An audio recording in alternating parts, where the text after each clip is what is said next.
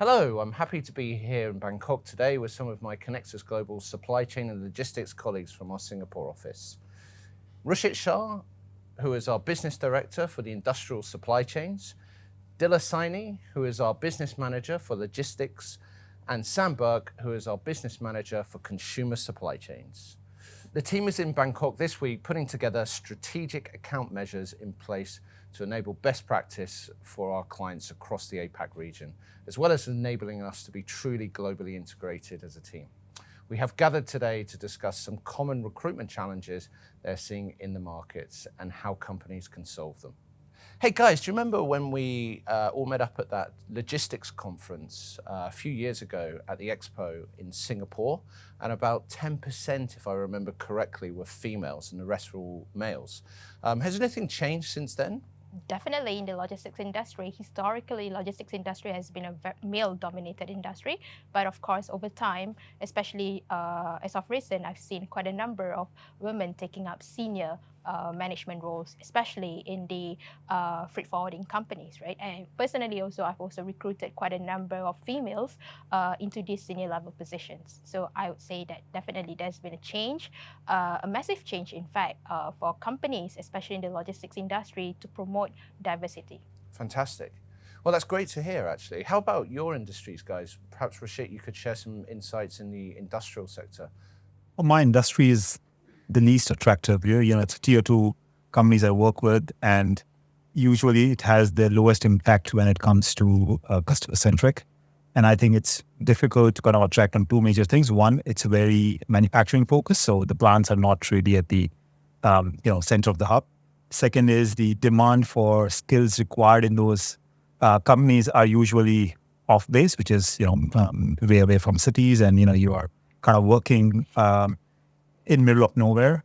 So it is tough, but when now supply chain is evolving, there are more automation, there's more data involved, and more females are getting attracted to those jobs rather than being in the plants. So it's improved drastically, but I would say the percentage is not that far from, I would say probably 20-25%. And these companies are still struggling to get the diversity right. Makes sense. And how about the consumer sector, Sam?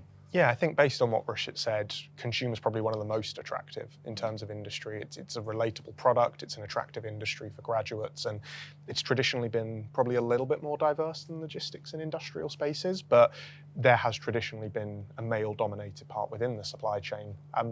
At the top levels of senior leadership, we're seeing that slowly start to equalize, but at the junior level, particularly graduate level, there's been heavy investment by companies on bringing in diverse talent, and those graduate programs are really starting to now even out that junior level there.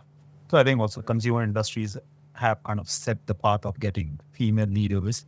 The most CEOs in big brands are females now, and I think industrial and logistics companies are following that path. So it's easier to join, I think, into the supply chain where you see the senior leadership is also diverse, and that's something that's been invested in at the top level as well as at the bottom level there. Yeah.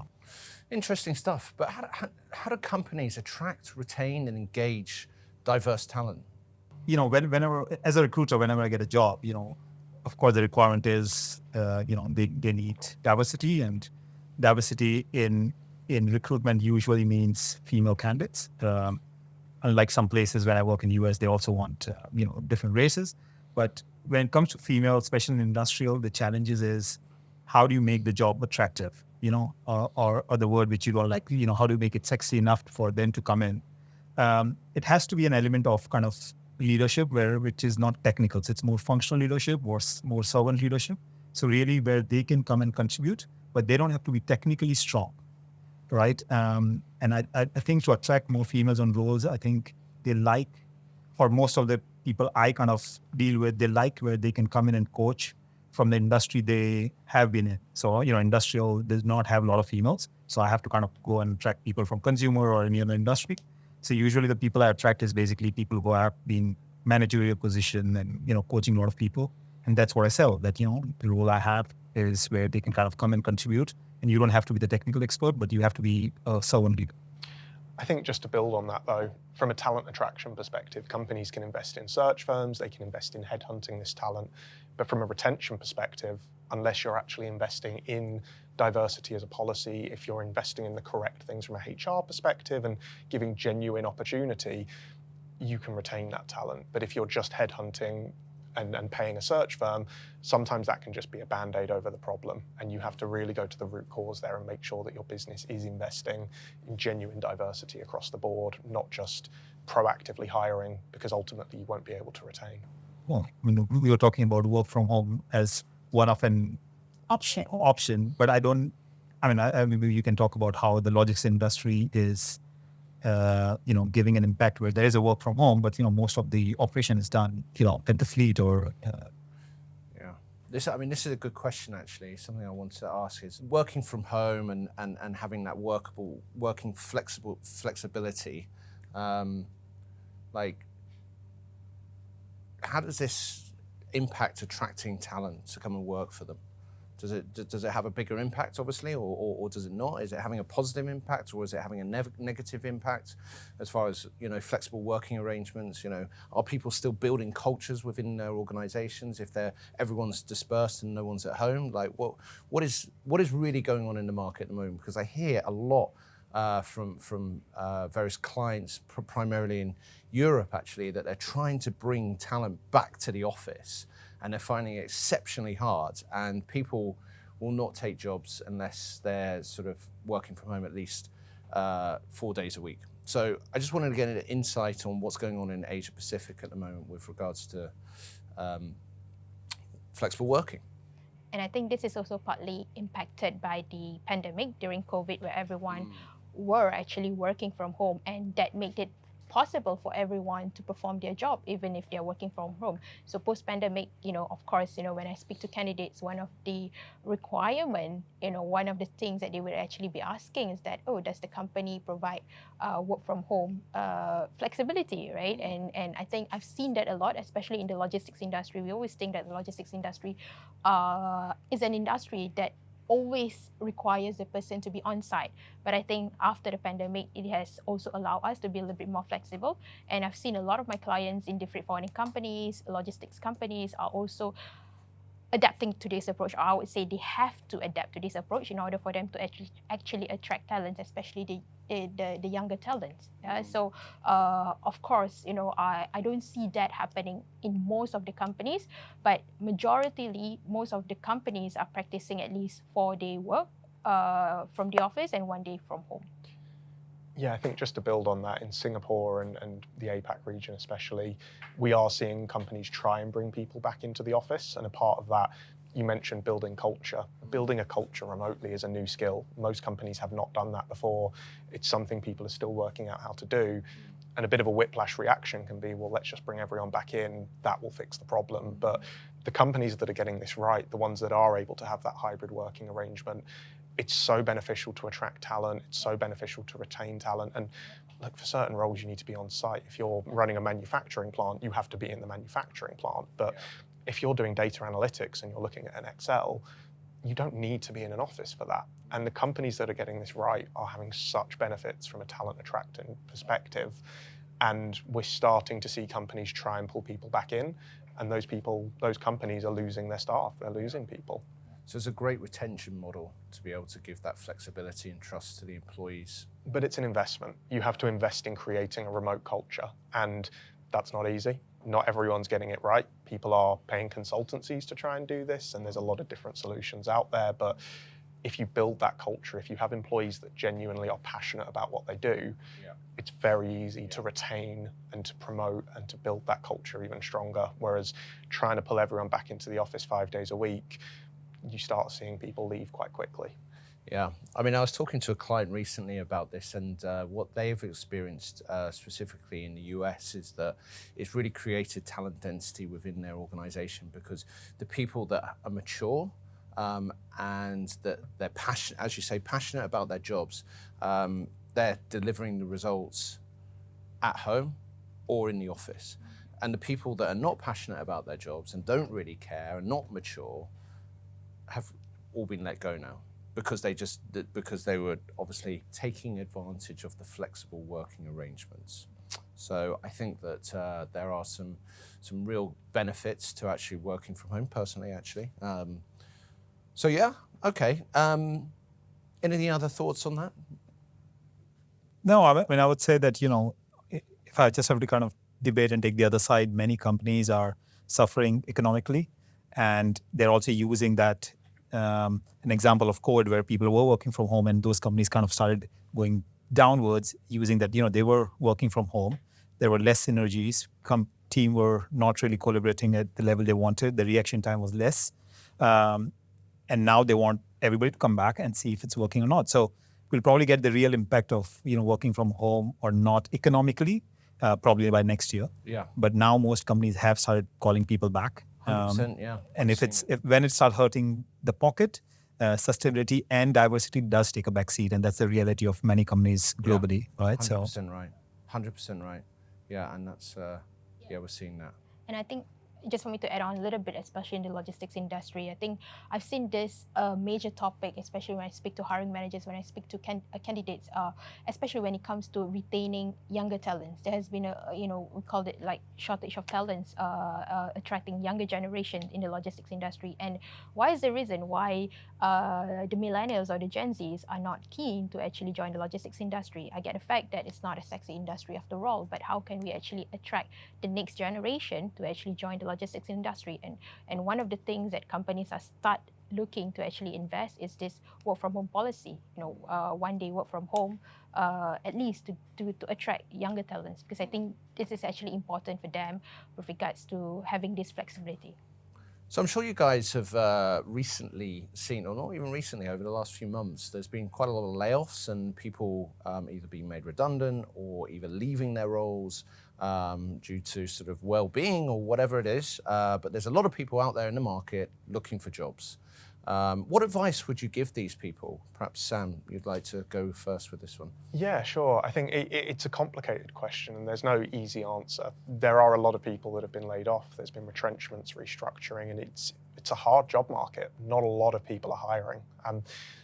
There's a few steps people can take to really maximize their chances. Firstly, consolidate your CV, review what you've done, make sure that it looks good. There's loads of advice out there. LinkedIn is an amazing tool. Make sure that you've updated your profile, that you've got all your achievements on there, quantifiables. But I think in Asia especially, it's all well and good applying for jobs via Quick Apply or going on Indeed, but Asia is such a networking driven market that ultimately meeting with people, whether that's old bosses, old colleagues, recruiters, whoever it might be, networking in the market is the best way to achieve that. And I think if you're speaking with enough people, you will hear about things that maybe haven't been posted online and maybe haven't been put on the job sites. And it is a hard market. It does take time. I say to a lot of people, it's not the fault of the candidate. It's not that you're not right for the job. Those jobs just aren't there currently. And so there is a level of persistence and just not losing hope. It's, I wish there was better advice in terms of something that could happen to magically make it happen, but the industry is quiet. And so keeping that persistence, it will eventually happen. And the right job is out there for everyone. It's just a matter of finding out where that is. No, I mean, the reality is quite harsh. I normally tell candidates that you can find a job. Like, I know that McDonald's outside my house in Singapore, they're always hiring. So you can get a job. It's just that you need to understand what the market is, what's available. Because, I'll get candidates who have been unemployed for almost 7-8 months now. And they're like, no, I won't take salary lower than this. I'm like, you want a job? The responsibility is something what you want to do. This is what you were doing. But you're stuck on something, right? So there are jobs out there, but there are also candidates who are not willing to kind of compromise a bit to look at what the reality out there. But again, it is unfortunate where the situation is there are less jobs. It's an employer's market now. And they, for them to find something, where they're capable and have abilities to perform, they need to network. They need to, go on all the possible job boards, and they have to reach out to all the ex-bosses and all the friends, and of course, do everything humanly possible. But I would say one thing is really keep an open mind, look outside the box in the sense, don't look at the same industry, try and talk to people, not just, I get people, I'm looking for a job, I have 15 years of experience. That's usually approach does not work. I mean, reach out to me asking what are the things, which industries are available, doing well, and then go and approach that industry would probably have a better chance for you to land a job.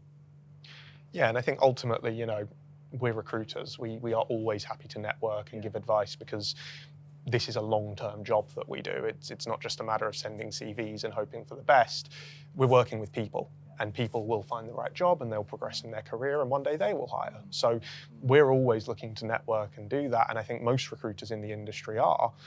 But it's a matter of, you need to be meeting the right people, asking the right questions. As Rushit said, the sad truth is we get approached with a lot of people who are looking for jobs and saying, this is where I'm at in my career, this is what I'm looking for, this is what what advice I can have or what is out there. We're normally happy to have a chat because ultimately at the end of the day, this is a relationship job.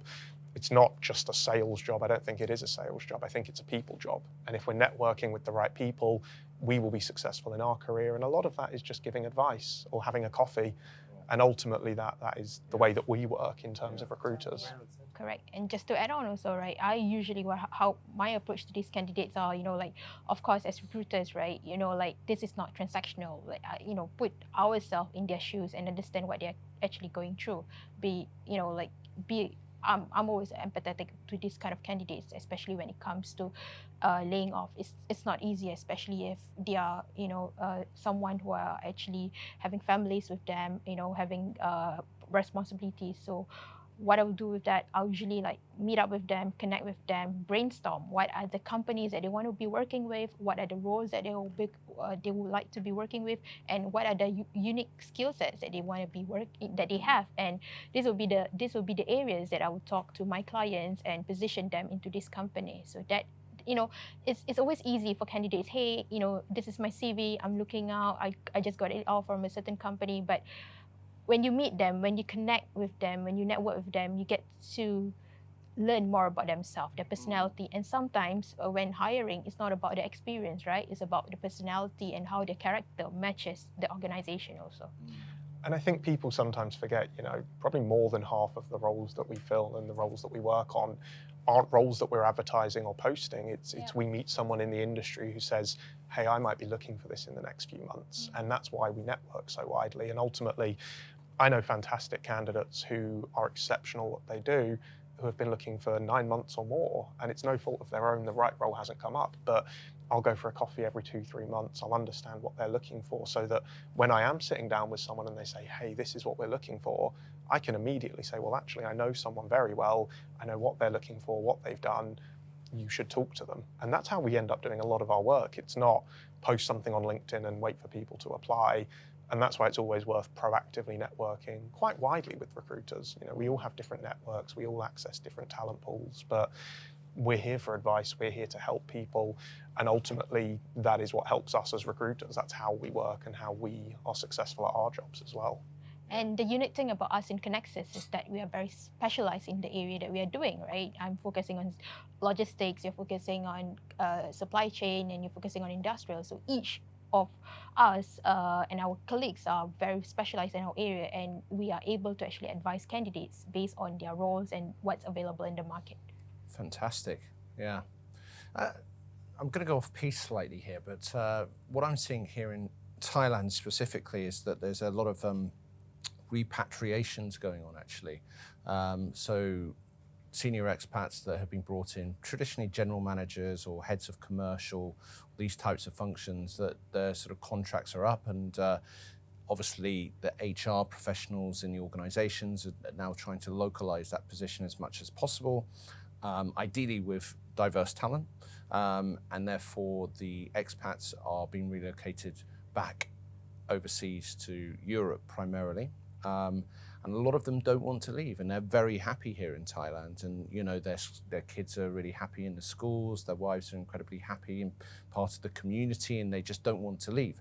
So they're reaching out to me and saying, hey, look guys, my contract's up, can you help? I want to stay in Thailand. And because they've traditionally been in their companies for 10, 15, 20 years sometimes, and they've worked their way up and they've moved all around the world, and they've decided that Thailand now want Thailand to be home. And now they're looking for a job, and they're finding it really strange and bizarre that there isn't a plethora of roles out there for them. So we're experiencing that here in Thailand. Is that similar to Singapore or not? Yeah, very, very much, I would say. But let's understand why this is happening, right? Like countries like Singapore, Malaysia, Thailand had a talent gap. They thought, okay, let's get talent from outside. They got it. They spend a few years here, do the knowledge transfer. They find people who are working at half the cost. And so that's just to understand why this is happening, right? So the cost is a key factor. Now, the people who wants to stay back need to understand that if they want to kind of value add, it has to be two things. One, they have to come at the cost same as locals in this country. And second, they need to give way more than what the current talent is providing. Sure. So as long as they can provide these two things, where reduce the expectation on the compensation, and second, give more. So kind of take dual roles or really provide more, then they can kind of secure something. But this is the same story everywhere, where expats coming in, getting paid way more. Once the knowledge transfer is gone, they're expected to go back, but they don't because they want to stay back. Either they found, they've invested in the country or got the spouse there. But there's a similar story. It's a really challenging situation where there is some great talent, as you say, who are now looking in the market. But as Rushit correctly said, people have invested in expat talent to develop that local talent. And there's a lot of reasons, particularly in supply chain and manufacturing. Local leadership has a lot of benefits when the vast majority of your talent is going to be local. And so what we're now seeing is that development. The question then becomes, where is that space for that expat talent? And I know some people that have moved more into the sort of consulting way of doing things, where they'll work, not part-time, but they'll consult with these businesses and they'll work with them. But the truth is that is the sort of natural life cycle of things to an extent. And as Rushit correctly said, these talents, they're being paid very well, the local talents. Now it's almost reaching parity, but it's not on exact parity. And people need to be willing to take that drop down if they want to compete in that same market. They've got the right achievements, they've got the right profile, but there are certain cultural nuances, there are certain reasons outside of just the CV on paper that they may need to struggle to find that job. And it is out there, there's always something for every person, but it is different from what it may have been 10, 15 years ago. Yep. Just to also add on to your question, there's been quite a number of talents in Thailand, especially when it comes to expat. I think one of the reasons is also because expats are moving out of Singapore due to the cost of living. It's very expensive, right? So like the other options would be Thailand, Vietnam, Malaysia, and I've seen also companies, especially in the logistics industry, that we have actually moved the regional office to be outside of Singapore, to be places in Thailand, for instance, Vietnam, because Vietnam is actually now the hotspot. So I've seen a lot of expats, trying to actually get out of Singapore, moving out of Singapore into these companies. And with regards to, the travel requirements, everybody can travel. So wherever you are, you're still required to travel. So there's no need for companies to pay a huge amount of money to pay these expats when they can be based in Thailand, Indonesia, Malaysia, anywhere else in Southeast Asia, but still performing the same job at a slightly lower cost. Yeah. The irony is that, the expats were in demand in developing markets when the market is developed. And if they do not want to move, then they're basically jobless. And that's the reality, right? This leads me onto cost and money and pay rises. Okay. If you're performing and you're doing incredibly well within your role, how do you go to your boss and ask for a pay rise? Well, if you know the answer, tell me. I would like to do that. We'll have a conversation. We can have a one-on-one afterwards. The reality is a lot of companies invest a lot in trying to retain talent. And, something that we do is we'll do salary surveys and we'll do mapping for companies to show what the talent is being paid. And ultimately, as someone in a role, you have to remember that these companies probably don't want to lose you. And if they don't want to lose you, they need to pay you the right amount. So demonstrating your value absolutely is essential in order to be able to say this is why I should be paid more, but also understanding what's in the market and what the market rate is. Some people are overpaid, some people are underpaid. If you're paid the right amount, then it can be a challenge, but having a very open conversation and saying, look, this is the value that I've brought to the table, this is what I've delivered, I'd like an increment here. Because ultimately the last thing anyone wants is for you to go find another role and then reach that counter offer stage where they'll offer you that money, but the relationship internally becomes a little bit more difficult, and generally people end up leaving. I think it's something like 90% of people leave. My advice is, so I read this book called No Rules Rules. It's written by the Netflix guy. I don't remember his name, but one of the things it says that the culture within the business is you need to go and tell your boss that, hey, listen, I'm going to go and interview some companies just because I want to understand if my salary is benchmarked well or not. And if the hiring manager know that, he's not paying, full for the budget he has, or he or she has, then give a bump. If the skills are not enough and they're okay to let you go, then they will say, okay, sure, go do interviews and, get the offer. And if you have offer, please go. Right? So the idea is that if you're important, you'll get to know, but be very vocal with your boss. Tell them that, listen, I genuinely think I need this.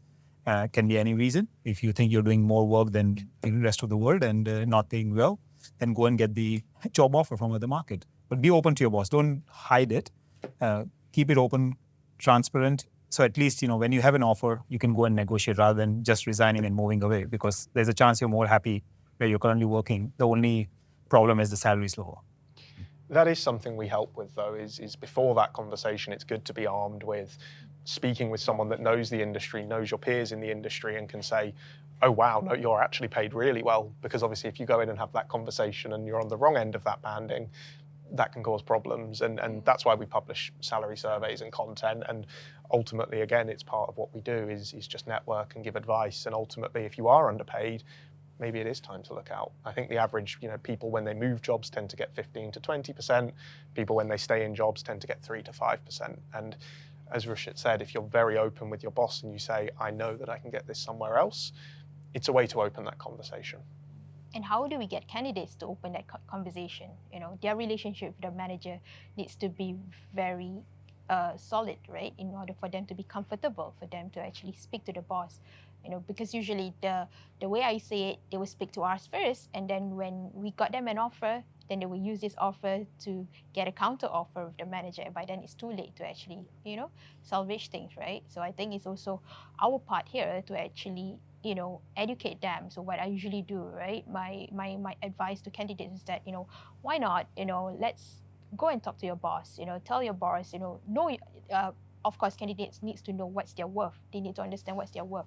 Talk to your boss. Prepare a case. Let them know what is your qualities. What have you actually contributed to the company over X amount of years that the candidate has been in the company, and from them they can justify whether or not they deserve to have a pay raise based on the contributions that they have done. But if let's say the boss are not keen, or the boss feels that, oh, I'm sorry, you're not getting a pay raise, then I think we can have a conversation. Because I always have this advice, and why not you talk to your boss first, talk to your manager. Have you spoken to your manager first? If not, why are you not speaking to your manager? Be open, because we, for every one of us as recruiters, right? We do not want this to be a counter offer situation where candidates use our client's offer and get a counter offer. I agree. Yeah. Yeah, but anyways, when you get a counter offer, your company already knows that you're, half foot out. So you're probably less respected anyways. So it's always better. This is why I always tell them that go and talk to them way before you start the process. Ask them if it is okay for them to go and do it, to benchmark the salary, right? And it's being, even if you have a good relationship or bad, if you're going to leave the company anyways, at least try internally before going out. And you can get a great counter offer that looks fantastic on paper, but the moment you give in that offer and you say, I'm leaving, you can stay for another 12 months, you can make good money for another 12 months, but that relationship is changed. And I see it happen so often where people think that is a good strategy to get a pay raise. And the truth is, it is for about a year. And then something else has to be there. Yeah, the next opportunity, you are not the person who's selected for sure. It becomes challenging. But also don't do this, because I had this candidate who was a demand planning. So, the role was implementing IBP, and he came from demand planning. And he was paid close to 400, and he thought he was not paid well. He resigned, confidently that he can get, and he's still unemployed. It's already 2 years now, because his expectation was to be close to what he was. Clearly, he had some cash in the bank. That's why he's not taking the job. But don't be that person. Don't resign just because you think you're paid less. Do the benchmarking in the market. Yeah. But I think like a lot of multinationals, they have their tiers and they have their bandings as well sometimes. And, so they know, HR know what they can play with. And really, if you've been a long-term employee, you kind of already know what the bandings are and what you can get paid, and you've got to stay within that unless you get a promotion. So there is some red tape, I guess, when asking for a pay rise and these sort of things. But really interesting insights on that. So that leads me on to my next question, which is, what does best practice look like when dealing with recruiters such as ourselves? well, just listen to me, whatever I say, and then just say, yes, sir. That usually I would say is the best practice. But well, so the multiple ways, right? I mean, if you want to approach me as a candidate, I prefer when the candidates are authentic themselves and they know that what they know and what they don't know. So if they don't know what market looks like, you can ask me and I can help them. But if they already know what they're looking for, they already know the company, it's a bit easier for me as well. But the challenge happens is when the reality is far from what they know. And that happens, unfortunately, way more these days than before because, they think the economy is quite good. A lot of companies are hiring and they think their profile is in demand. So they stop listening to us when we say, hey, this numbers are good, these offers are good, and they always want more offers. And if it's a client, well, nowadays, because especially European clients, they have this incentive. If they hire a diversity candidate, they get an incentive. So there's a year-end bonus where they get it. Right. And Really? and I get a role, which is like, in Poland, it's actually in Katrina. It's most southern part of Poland, if I'm not wrong. And they wanted a production head. They wanted a female who has 15 years of experience working in Poland. And I said, yes, of course, we can go and find it. I can't make somebody. I'm not a god. But, we did that search. We kind of went back and said that, this is the market data. We could not actually find anybody who is, meeting all your criteria. But we do have a female who kind of have worked in a different industry, but has way less experience. But, with proper guidance, she can take this job. And they started challenging me. No, there are more people. There can be, there are more females out there. So the reality, again, the same thing that, they don't understand reality, what market is. We can, we have our limitation as well, what we can give them. We can go and source the market really well, but we can't guarantee something what they're looking for. So really understanding what reality is and understanding what we can provide is also important. So for basically consulting and taking advice from us and listening to what we're trying to explain to them. Already providing. Yeah, but backed up by data. Yeah. Interesting. How about you? In fact, Dilla, tell us what good looks like when you're working with your clients, because you've got some great clients that really partner with you. I think I always tell candidates and clients transparency is always the best policy for me. I work, as much as I'm helping both of the party. I would also appreciate if clients can be very transparent with me in terms of the hiring strategies, what's happening in the company. Like my role is as a solution provider, I'm actually providing you the solution. So I need to know as many information as I can to actually help to find the best candidate for the company. And of course, likewise on the candidate side, I would appreciate, and I always begin my conversation with candidates, I would appreciate if you can be very transparent with me, because my role is to actually help you out, right? So whatever their concerns, what exactly their push factor or their pull factor, it would be good if we can communicate upfront first, because I will be sharing all this to my clients, right? And my clients needs to know because I'm representing them. So if you're not transparent with me, how would I know, what do you want? But how do you actually get the transparency and the honesty from the candidates? Because it's easy to say I need you to be transparent, I need you to be honest with me, but from my experience, sometimes there's a little bit of fabrication that happens traditionally towards the end sometimes, or things that are forgotten when it comes to the compensation that wasn't discussed at the beginning of the process. I don't know if you guys have ever experienced that before, but how do we pin down the candidates to say, look, I need everything, I need to make sure, like, do we just have to keep going through it time and time again, like every conversation you have, or like, the transparency thing can be somewhat tricky, I find. Yeah, it goes a lot with how long we communicate and how much we have actually developed the relationship, right? Yeah. So, of course, like I encourage to meet up with the candidates. Like you meet up with them, you understand them better, you know their character better, and they tend to open up with you a lot more after meeting up with you. And of course, these kind of things cannot be done on just first phone call, right? It has to be continuously. You have to continuously develop the rapport, develop the relationship, and tell them what's the benefit for them being transparent to you. And your role here is to actually help them to actually get them a job and help them to actually get the best role. At the end of the day, it benefits them and the client also, right? So when it's human nature. When humans understand what's in it for them, they will tend to actually comply to you, right? They will tend to actually listen to you. So what's in it for them? How does it benefit them? Yeah, just be transparent. And also, of course, myself or like recruiters, I always let my colleagues know that it's always important for us to be transparent. If the candidate is not selected, tell them what's the reason, right? Yeah. Yes or no is still an update for them, and candidate really appreciates them. That's how they actually stay in contact with you. Yeah, I think something that you touched on there that's really important is ultimately we're all working towards the same outcome here. Someone wants the job, we want to fill the job, our clients want the job filled. We're all on the same team and we're all trying to work towards the same objective. And ultimately, having that open line of communication, having that honesty, it helps us all be better at what we do. It helps us all get to that shared objective. And it's hard. Sometimes things aren't going to go that way. And searching for a job is an inherently emotional process. It's a huge life change, but remembering that we are all working towards the same outcome here. We want to find the right job for the right person. We want to find the right person for our client. We're all on the same team. And ultimately having that honesty makes things so much easier. And again, it comes down to building those relationships, but everyone's job and everyone's life becomes a lot easier when everyone just keeps those open lines of communication and that honesty. Love it. And so what about interviews? What advice would you potentially give candidates going in for interviews for jobs? So let's hope that they've secured an interview now and they've negotiated a really good pay rise. And if they didn't, they're out interviewing. So now they're out interviewing. What advice would you give these candidates in the market at the moment who have interviews lined up? I think the first one is something we'd probably all echo is research.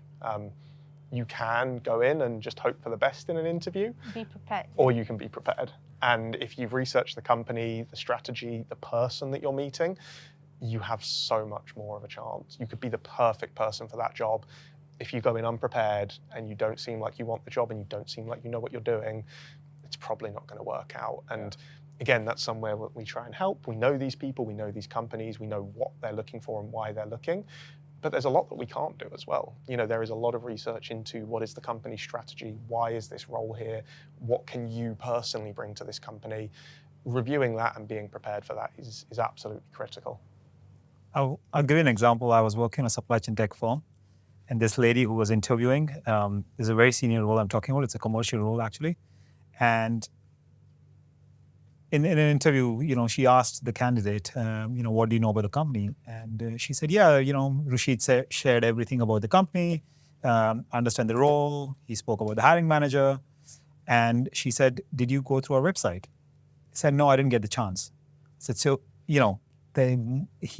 my candidate kind of only invested in listening to me about the company rather than actually doing even a 1-minute research about anything about the company. And the most basic thing you can do is actually go on a website. Yeah. And the only reason that person was not selected ahead for the next round because he didn't go on the website. I mean, I can't control what hiring managers go through and how they evaluate, but it's the most basic thing is really go and invest a bit to let the other person know that, hey, you are important and I'm doing my own research work. So please do at least the research work is the most basic part. I think the second thing is more about etiquettes around, how do you deal with within the interview? Do you send thank you notes after that? How do you follow up? Do you do too much follow-ups? Do you do less follow-ups? Those are the things you want to keep in mind. Maybe, probably Sam can come up with a list of 10 interview tips in future, and maybe we can send this link somewhere and to all the candidates who are interviewing. But I would say the basic ones are this: research, interview etiquettes around, are you asking right questions? Are you actually preparing yourself to ask right questions as well? And are you answering the correct answer? One of the client, which is a food company, the CEO said that if he asks a question and if he doesn't get the answer in 20 seconds, he would reject the candidate. So he's asking you about how have you transformed certain thing in the culture, and if you cannot get to the point in 20 seconds, you're rejected. So sometimes, getting to the point faster is also important. Yeah. Right, guys, we're going to move on to something a little bit more serious now with these questions. And this one's directed over to you, Sam. What is the geopolitical issues right now going on in the consumer industry right now, or supply chains for that matter? Yeah, I mean, I think this is quite broad across a lot of industries at the moment, but in consumer specifically, there's a lot of different factors that are impacting the industry, but a huge one that we're seeing, particularly being based out of Singapore, is a lot of people are moving their manufacturing away from China. They're nearshoring, they're friendshoring, they're looking at China plus one manufacturing strategies. And so talent in the ASEAN region has become a real priority, particularly for supply chain functions. And that comes with a lot of challenges. You know, these are culturally nuanced, very complex markets. These are markets where this talent is in very high demand, but there might be quite a low supply. And on top of that, you know, these are not only good markets for manufacturing, these are growing consumer markets. There's a growing spend base there. And so there's a lot of investment flowing in, but unpacking the right way to go about your talent strategy is difficult. And these are not easy markets to recruit in. They're very nuanced, they're very complex, and ultimately we are coming across a lot of companies that are asking for data, they're asking for the right people, and they're asking for people who sometimes aren't there. They don't exist in that market. And that talent is emerging very quickly. That talent is exceptional, but it can be very hard to access. You can't just go and put out a job advert and hope for the best. You need to be headhunting, you need to be networking, you need to be getting recommendations from people in your network, and ultimately tapping that market and finding the right people to build these huge manufacturing projects, these huge new sites, these huge investments. If you get the people strategy wrong, it will have a huge knock-on impact. And so it's a really critical time for people moving these manufacturing bases away and trying to set that up. Backtracking on what you said just now, Sam, that is also because the cause of the trade wars that's actually happening in this world right now, right? So we've got the US and China, which causes the China plus one. We've got the Ukraine and Russia, and now the recent one is the Middle East, and that has caused a lot of constraint when it comes to supply chain, because you know some countries are actually imposing sanctions, restricting the routes, and this causes delay in shipments. Yeah, so it's like a domino effect that we can see in the supply chain industry. Right, we're moving on to sustainability, and what are companies doing currently, and what measures are candidates taking to make sure that they have more of a sustainable mindset? And this question goes to you, Rushit, as you are our head of sustainability. Okay, I'll answer it in a way where how I evaluate if they have a sustainable mindset or not. I don't know what they do in the company, to be honest, because it's very difficult, because most companies brainwash and whitewash and greenwash a lot. But most of the time when I know that the company I work with or my client has a strong sustainable culture, what does it mean? It means they have a strong governance and framework in the process, in the business, and every function has to follow it. So I need somebody who is compliant. Second, they will require somebody who is constantly looking for an alternative solution, which is about carbon emissions. So let's say if my client is on a journey to reduce carbon, you know, I want to know if they have done a similar journey or not. And if not, are they open or willing to kind of, you know, do that? Which means they need to do way more than the work they are used to. And the last one really is around their direct experience working with sustainability team. So did the company they come from, do they have a sustainability function in the place? And if they have, how involved they are within the sustainability process and frameworks. And just asking these three simple questions and three parameters does give me enough insight to know if they have a sustainable mindset or not, and if they come from a culture where they're going to be able to adapt to my client's culture or not. But if they are doing sustainable within their current company successfully or not, that's very hard for me to know. But as long as there is a mindset, and if my client is on a current mindset and a current process to implement sustainability, they would basically do it. Mindset plays a big part of it, and there's a lot of influencing that has to take place. From my experience working with sort of large multinationals who have recently imported large teams of sustainability consultants internally, full-time, the biggest challenge that they face is it's more almost like a project management role, and it's an influencing role, especially with procurement. So procurement will be, I want to use these suppliers. I've used these suppliers for X amount of years, but they're not within the guidelines and the frameworks that have been created by the sustainability team. So they have to then find new suppliers. What then happens is those new suppliers are far more expensive, okay? And then the CEO is looking at the bottom line and he's going, well, hold on a minute, where's our margin being squeezed here? We've got to buy X amount of metal, let's say, for example, for the production line, but we're paying 3 times, 4 times more than what we were paying previously with our old supplier. because it's not sustainably sourced. So, therefore, how does the head of sustainability and the team then influence not just the procurement teams and the supply chain teams, but also the CEO at the same time, right? To make sure that there is best practice and that they are part of that sort of that sustainable journey. But that's why sustainability is not parked under the CEO, it's parked under the corporate governance, which usually directly report to the board. That's number one. Second, I would say the one of the points you said about procurement and supply chain, this is why the sustainability has to sit over all those functions. And if the companies are not ready, or they're ready to kind of take shortcuts and want to make sure they are trying to save money, very high chance sustainability people are going to resign. Sure. And many candidates who come to me are because they're not happy with what the new CEO or the new board decision is, right? Well, sustainability is an ethics. And if somebody's ethical in that role, they're not going to take shortcuts. So yeah, I mean, just kind of answer to you that it can be CEO, it can be procurement governance. Somebody who is a sustainable mindset and they're ethical towards making sure that they're reducing carbon footprint, they're not going to take shortcuts. Sure. They rather resign than continuing working with the money as a first priority. Yeah. But unfortunately, sustainability is taking a second priority by most companies because of the economic situations.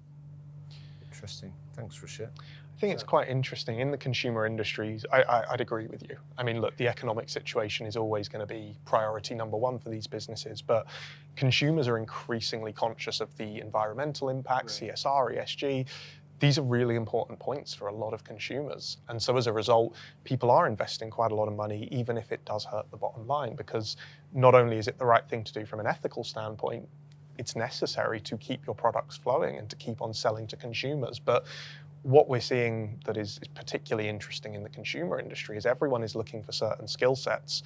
Something like Scope 3 emissions analysis is a great example. This doesn't really exist in the market. There's a few people that have done it. Everyone is suddenly looking for it, and people are having to take people that haven't done this before.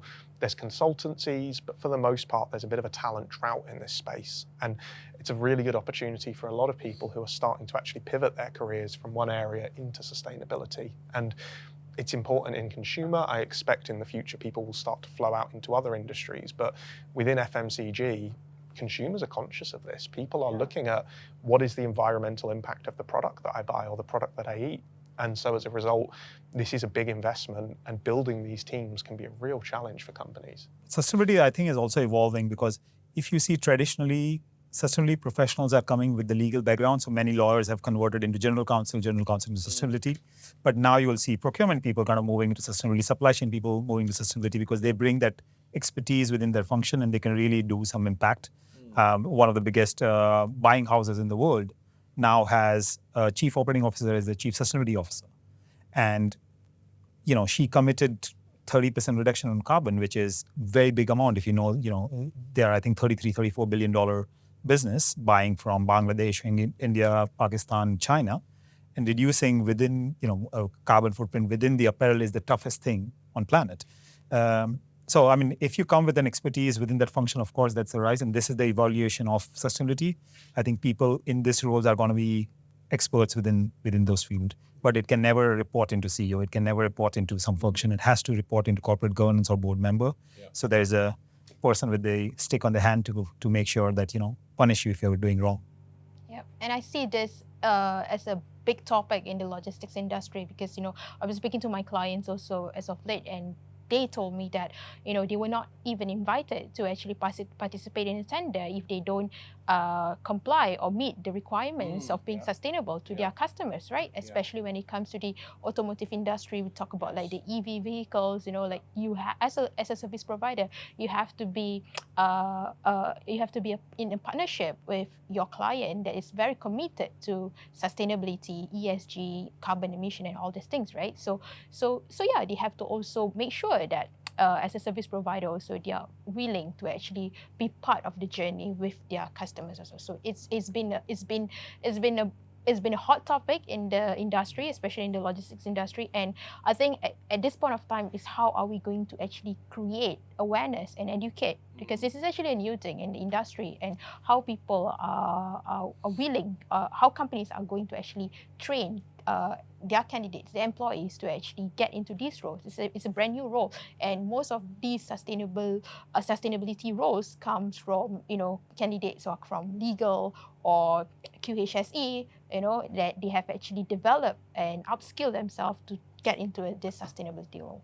It's like James was saying earlier, that I think the function of procurement has essentially changed, because as you say, you can look at your logistics, you have to be incredibly conscious of the upstream of what the emissions are, not just what your direct factory is putting out. And so procurement professionals and their skill set is having to change and work very closely with these other parts of the business. And that can come at cost, but it's a skill set that people that are getting it right are getting really good opportunities. I think one of your clients, Sam, does a great job, because now they have incentives for procurement as well. If the sustainability is given a priority over savings, there is an incentive. So, companies kind of looking at and giving incentives towards sustainability are on the right track, because, Europe is going to come with a fine very soon. If your carbon footprint are quite high, you won't be able to do business. And that's a reality. So they'll have to start performing now, put practice and framework now to get it. But when it comes to candidates for us there is nothing called, there's a job description, give me 20, 25 years of experience. No, there's nothing like that. It's all about kind of finding a candidate who has a correct mindset and then placing into those roles. Fantastic. Thank you. I think that's really interesting, actually, and it's certainly a hot topic. And another hot topic of conversation is how do we measure, or how do our clients measure digitally minded and digitally savvy candidates that can promote a digital culture? Perhaps Rushit, maybe you can answer that one. I think within supply chain, the biggest trend right now, I would say second from top, is about AI, big data. So first of all, if that's the trend, means every company is trying to implement and invest in big systems within the business. Mm-hmm. Second, they already have the data they have been reading and evaluating, and now the data is ready. So how do you kind of make sure that you're putting things in practice? So if they go on a meeting, and if they say, I've not used any of the systems, you're very Excel based, and you have not done anything with that data, there's a very, very low chance you're going to get that job. Most companies are now way advanced when it comes to data management, use of automation, use of AI. Now Industry 5.0 is coming on within supply chain. So companies are now not really talking about digital mindset. Now they're saying, how advanced are you when it comes to digital mindset? Everybody's using ChatGPT, but are you using ChatGPT within an automation plant? Are you doing digital twinning with help of ChatGPT? So the questions are now more advanced. So if I come to a candidate and ask him, how is the company using data? There's a chance the company would say no, because, they're more silo, or there's a pilot business within the company. For me, those are the difficult candidate to place, especially because most of my clients are looking for somebody who's already working advanced data and not just big data. I think I'd also say it's not just about, can you do this? Can you bring can you implement this or implement this solution? It's more about, can you bring the rest of the company along on that journey? Yeah. Can you bring your team on that journey? Because there's quite a few people now in the market that have done these projects. It's now a matter of, how do you bring the rest of the team along? And that's where we're seeing that shift from Industry 4.0 across into Industry 5.0. Can the people strategy also line up with the tech strategy? That's the real strategic leadership point that people are looking for, not just the technical capabilities. And that's where I think the gap is in the market. And we have people rising up into that. I think we'll see more people coming into that soon, but that's really where the challenge is for a lot of companies. Super insightful, guys. Thank you. Guys, we're going to wrap this up, but I've got one last question around measuring and assessing candidates for our clients. In order, what would you say is more important? Soft skills, technical skills, or functional skills? Maybe we can start with yourself, Rushit, and then we can go around and finish with you, Dilla, on this last question. I think me and Sam were talking about this, where it's all three are important, but I think companies now do not want to compromise on soft skills. So either they want soft skills and technical skills, or soft skills and functional skills. And soft skills now is not just the communication; it's also about your mindset towards the topic we spoke about sustainability, the topic we spoke about digital mindset, and those are now part of this soft skills as well. That do you have a right attitude towards the company culture and where they're moving forward. So I would say in order, soft skills for me is definitely one, and then would be either functional or technical depending on a role. Yeah, I'll just echo what Rushit said. I think it varies from role to role, company to company, but gone are the days where you just look at someone who's right on paper. You have to be the right soft skill, the right profile, the right fit for the job. And that's quite hard to assess. That's why it's important to meet people and have quite in-depth conversations. But gone are the days where you can just send a piece of paper with a resume on it and get a job, because you have to have the right soft skills, and companies have taken really significant note of that. So yeah, I'd agree. I think soft skills have risen in importance.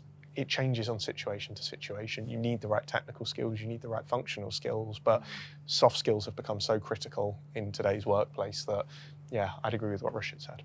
Yeah, just to dive down a little bit deeper about what clients usually mean about soft skills. I think usually we talk a lot about agility. Having the